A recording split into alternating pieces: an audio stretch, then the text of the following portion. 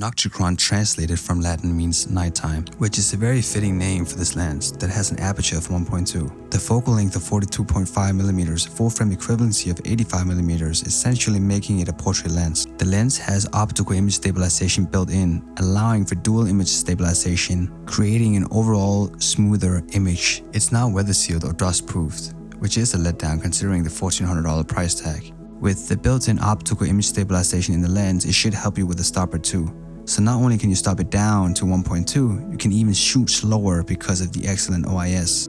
This is a beautiful lens that renders beautiful photos with a certain pop to them. This lens is sharp from edge to edge, even wide open, and it's probably one of the best lens you can get for the system. Though it might be competing with the Olympus 45mm 1.2 Pro, which does have weather sealing, but in terms of quality, character, and beautiful design, I think that the Leica is very unique. The bokeh has a certain vintage swirl to it, but otherwise very creamy and sharp and pleasing. In high contrast areas, purple fringing does occur. I think it might have something to do with the micro contrast elements in the lens that Leica is known for.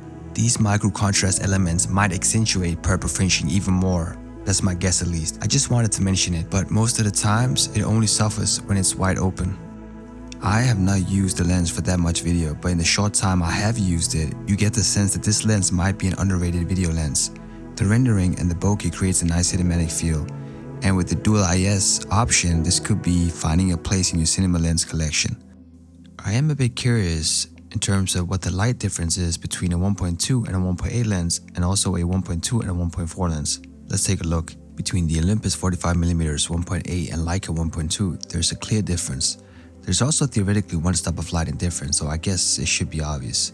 Side note, I shot in a natural profile with both lenses. I also let the white balance be in auto mode, but I'm very surprised by how the Olympus is so much cooler than the Leica. The light difference between Sigma 1.4 and Leica 1.2 becomes a bit more minuscule. That could be because of the individual light gathering of the T-stop every lens have.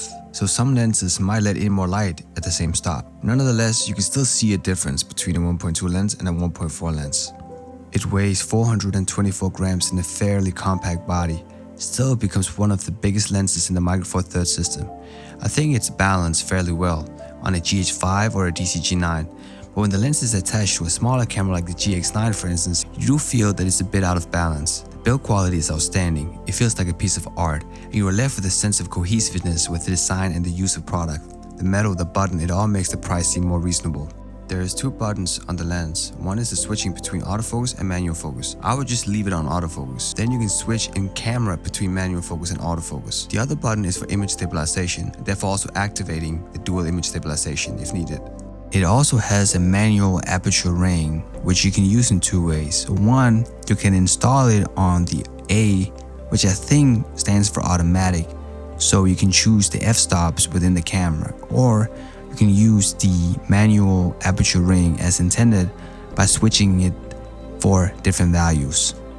I think the price is fair. You get inbuilt image stabilization and outstanding build quality coupled with amazing optics. The build quality and design is the best of any lens. It's such a beautiful, aesthetically pleasing lens.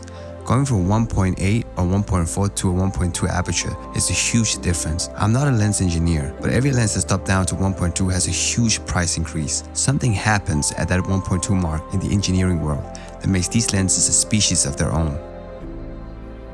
A lot of people say gear does not matter. I wholeheartedly disagree with that statement. I think gear has an impact on how we perceive art, and if I used a different system, my outlook would have been different as well. The problem occurs when you expect this lens to make you the best photographer on the planet just because of the price and it's a Leica lens. Even though this lens is great, the things I should be more focused on is nailing down the right exposure and focus more on post-editing. I paid a significant amount for a lens that can stop down to 1.2, and therefore I feel I always have to shoot at 1.2 because I pay for it. That is a mental struggle that can be hard to overcome, especially when you're not a paid photographer like me. So you spend more time on convincing yourself why you need this lens more than you actually end up using it. The lens is worth it. The question is whether it's worth it to you. $1,400 or even $700-800 on the used market is a lot of money for a lens, let alone anything. But a professional would say that it's all worth it because that lens would have a high return on investment for him. But for a man like me who is learning and does not have the funds, would say at this present time, it's probably not worth it. But if you have the funds and enjoy high quality optics for professional or pleasurable use, this is the lens to get, hands down. Unless you need weather sealing, then skip this lens, cause this ain't got it. I hope you enjoyed this review.